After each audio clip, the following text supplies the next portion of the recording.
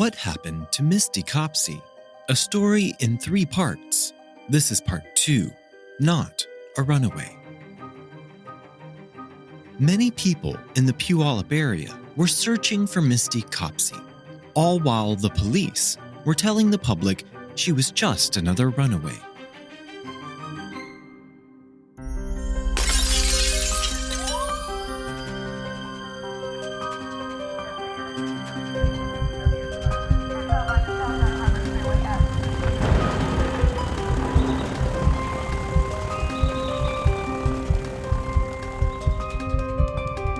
We dance round in a ring and suppose, but the secret sits in the middle and knows. The police in Puyallup still had to deal with the eccentric thorn in their side, and that thorn was Cory Bober. Cory was still obsessed with serial killers, the Green River Killer in particular. And one day, his mother told him about the missing 14-year-old girl, Misty Copsey. If you remember, in part 1, we spoke about Cory's obsession and how he uncovered a pattern of girls being murdered in Puyallup, exactly 2 years and 1 month apart. And yes, I can hear you all screaming at me now. 2 deaths cannot create a pattern. But now Misty Copsey was gone, during the exact month Cory had predicted, and with 3 girls, all taken 2 years and 1 month apart, Cory knew that he had been right all along. Next, Cory did something no one was expecting, and he contacted Diana Smith directly and offered the melancholy woman his support and his theories about the Green River Killer. Whether Diana wanted this help was irrelevant, because the police had left her high and dry, and even purposely told the public to cease and desist with the search for her missing daughter. Diana would accept help from wherever it materialized. Cory sat with Diana and explained his life's research and work. He laid bare all of his theories about Randy Oxeger and the Green River Killer, and he informed Diana that Misty had most likely been abducted and murdered by this man. In this moment, Diana's dreams of reuniting with her daughter, her only child, were shattered. Diana had been clinging to hope that Misty would return home. However, Cory's information seemed likely, and it devastated her deep inside of her core. This did not stop Diana from wanting to uncover the truth about her daughter, and she was happy to have a comrade who seemed to be on her side for a change. Losing a child, I cannot even imagine what that would be like. It must be one of the most difficult things anyone can go through. One time while I lived in North Carolina as a small child, I got lost walking home from school, and the whole community was activated and out searching for me. I know that I was scared because I was lost, but I knew that I was okay. My parents, on the other hand, were scared to death and frantically searching for me. I obviously made it home safe that day, but that memory still sticks with me to this day. Diana was not as lucky as my parents, and Misty had still not been found in any way. Dead, alive, safe, injured, nothing at all. And Diana turned back to a bottle as a means to deal with the overwhelming emotions. Diana remained an ally of Cory's and his pursuit of justice against Randy Oxeger. Cory contacted good old Sergeant Carver and spoke with him regarding Misty's case, but Carver continued to dismiss Misty's case as a runaway. It is funny how everyone's argument for everything seems to revolve around keeping the children safe. But when a child is actually in danger or missing, no one gives a shit. During this phone call, Carver told Cory that Misty's case had been transferred to the Pierce County Sheriff's Office, and Deputy Colburn was now leading the investigation. As Carver handed the case over, he overloaded Deputy Colburn with his own prejudicial views on the case and made all of the details reinforce his own personal point of view. What a jerk. Due to Sergeant Carver's overwhelming prejudicial views about Diana and Cory being transferred to the new agency working the case, Deputy Colburn told Cory Bober that he saw Diana Smith as a troubled alcoholic with a significant criminal history, and he saw Cory himself as a disruptive member of the public who was simply interfering with law enforcement's work. At the end of this conversation, Deputy Colburn made it clear that even if he were to find Misty's remains, he would not disclose those whereabouts to either Cory or Diana. This, of course, fueled the raging fire between Diana and Cory and the law enforcement agencies working the case. And let that sink in for one moment. The deputy in charge of finding Misty said out loud that he would not even tell her grieving mother if he found her remains.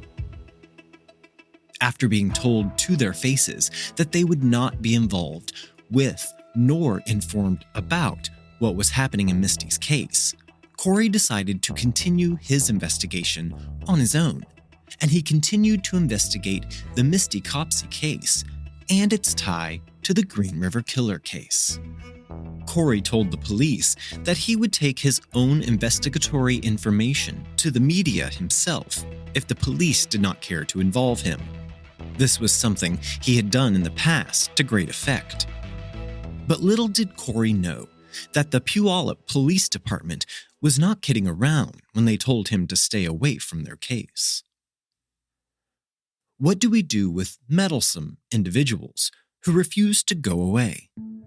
We find a way to extract them from our situation. And this is exactly what the Puyallup Police Department decided to do with Cory Bober. Cory was a small-time drug dealer, and he sold a little weed here and there, something that is legal recreationally in a fifth of the states in our entire country today. But it was not legal in 1993, and that was when the police decided to set up a drug bust, targeting the thorn in their sides, Cory Bober. When Cory was arrested, he faced a maximum sentence of 4 years in prison. But while he awaited sentencing, he kept digging into the Misty Copsey case. Cory was like a dog with a bone, and just a little jail time was not going to deter him. The next thing the Puyallup police did in their quest to silence Cory Bober was to get Diana Smith, Misty's mom, on their side. Both Sergeant Carver and Deputy Colburn met with Diana, and they attempted to convince this woman that they had cast aspersions on and cast aside in her own daughter's missing persons case, that Cory Bober was the real problem, the enemy. They told Diana that Cory was negatively influencing her, and his involvement was hindering the real investigation by police. After this sit-down with the police, Diana agreed to file a restraining order against Cory Bober, the only effective way to sever all ties with the man obsessed with her daughter's disappearance.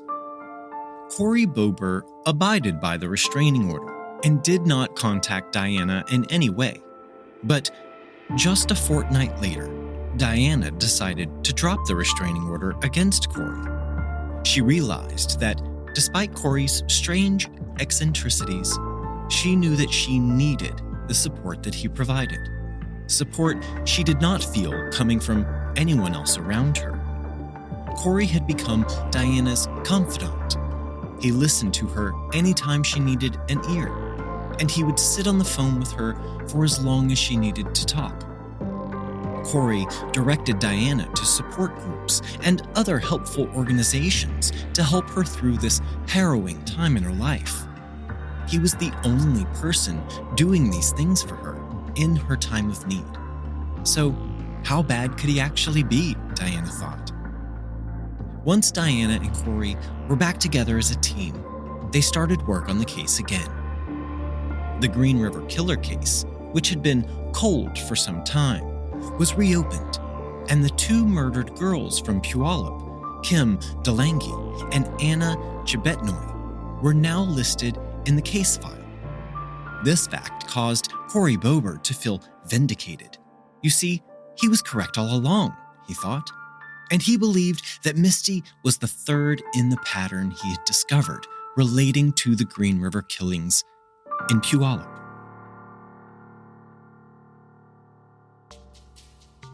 Police had not added Misty's name to the Green River Killer victim list, but Cory was convinced he was correct.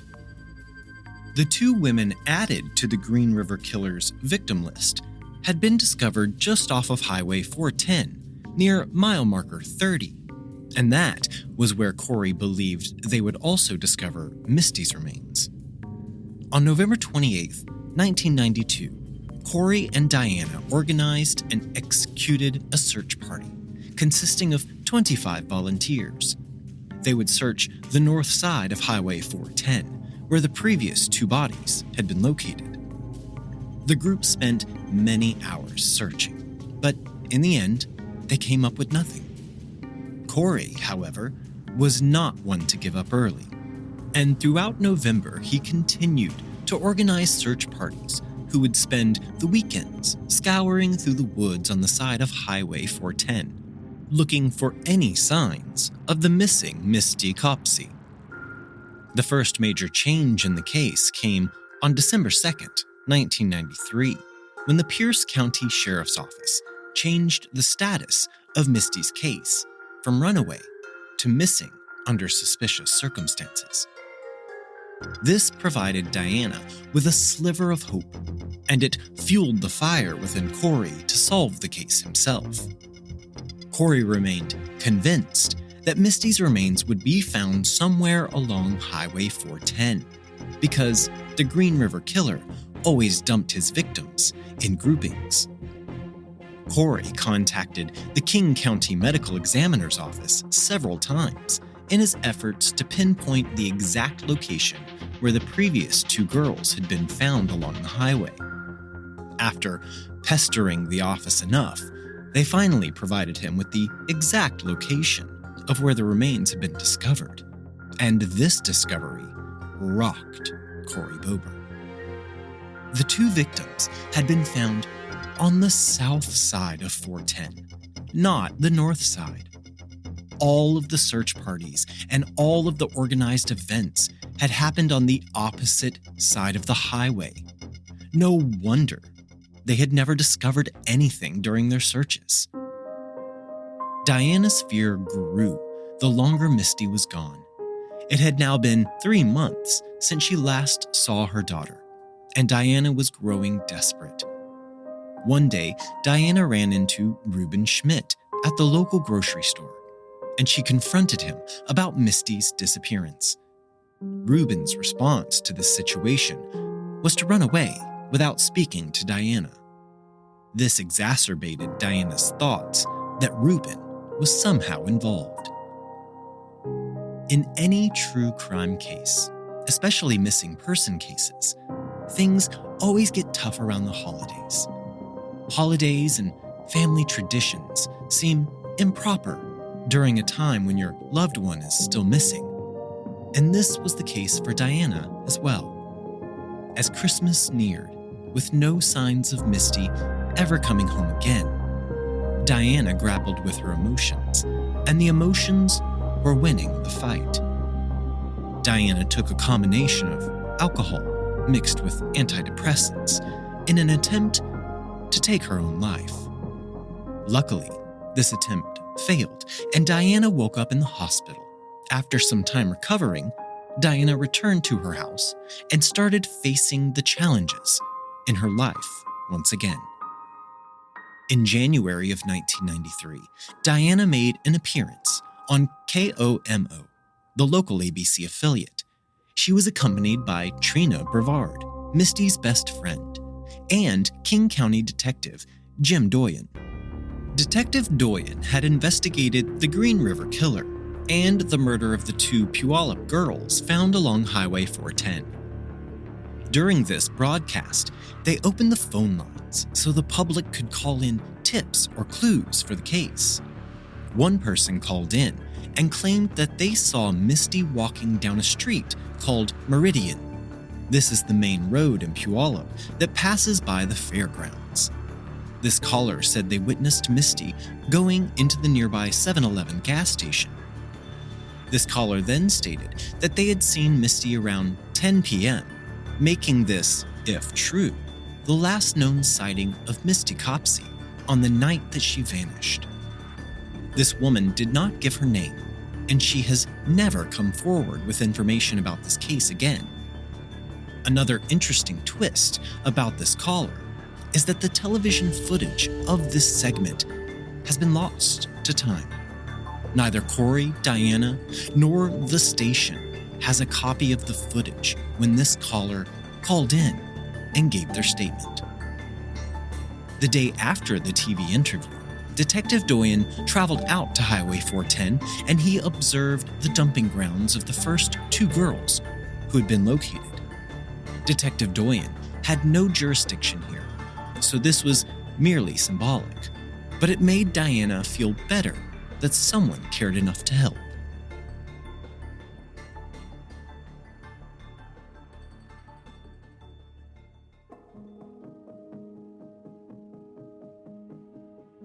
On January 10th, 1993, just 4 months after Misty's disappearance, the town of Puyallup was rocked by another crime that reeked of similarity to what some believed may have happened to Misty Copsey. Just 5 blocks from the area Misty had gone missing from, and on the same road the anonymous TV caller had claimed to have seen Misty on, a 15-year-old girl was walking down the street when she was taken. A red Camaro pulled up to the young girl as she was walking down Meridian in downtown Puyallup. The man inside of the car, Robert Leslie Hickey, then began to call out to the girl.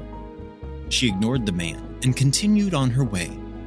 But then Robert began shouting graphic things at the girl, and he began asking her for sexual favors. The girl just continued walking. Robert pulled over and jumped out of his red Camaro. He forced the girl into his car and drove her to a nearby secluded area. Robert raped this girl and then drove her to a nearby ravine, where he proceeded to throw her over the edge, convinced that the fall would kill the girl. This is very similar to the actions of Lawrence Singleton in the Mary Vincent case, which we covered during Season 1 of The Secret Sits. And just like Mary Vincent, this girl was a badass survivor. The girl survived the fall down the ravine, and she later identified Robert Hickey as her attacker. He was convicted of first-degree rape, and he received a total of 7 years in prison for this rape and attempted murder. Robert Hickey was never listed on the suspect list for Misty Copsey, even after this attack. Police never even interviewed him as a potential suspect. After serving 5 years of his sentence, he was released on parole, where he would go on to do the same thing to another woman. Cory was still focused on Misty's case, and he could not help but wonder what he was doing wrong. How had he come up with nothing in relation to Misty's disappearance? Cory knew he was on the correct path, and he needed to just keep doing what he was doing. On February 7th, 1993, Cory and Diana organized another search party. This time, they would be searching in the thick forest on the south side of Highway 410. Leading up to this search, Cory had been investigating the whereabouts of Randy Oxeger on the night of Misty's disappearance. What he found was that on the night of September 17th, Randy had been at the Puyallup Good Samaritan Hospital, which is located very close to the fairgrounds. Randy was at the hospital as moral support for his sister who was in labor.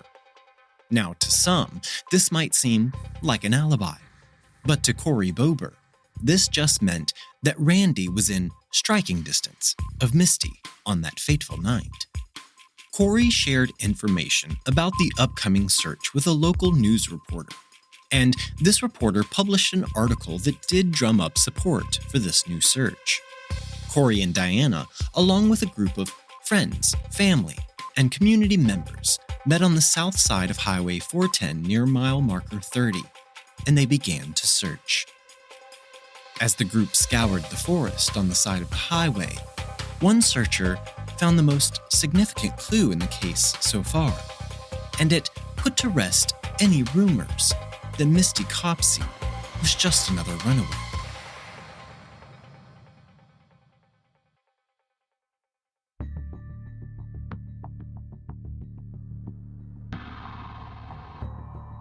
Join me next week for the conclusion of this case and discover if we ever find out what happened to Misty Copsey. We dance round in a ring and suppose, but the secret sits in the middle and knows.